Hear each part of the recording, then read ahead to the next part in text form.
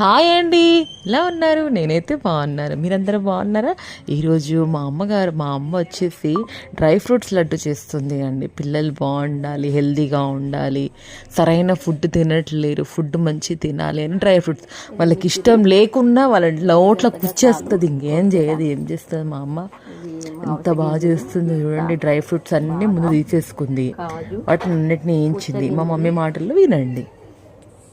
అంజీరు, అక్రోటు, తామర పువ్వు గింజలు, నెయ్యి ఇవన్నీ కలిపి మా మనవరాళ్లకు లడ్డూలు ఇస్తానండి, హెల్దీ ఫుడ్ కావాలని.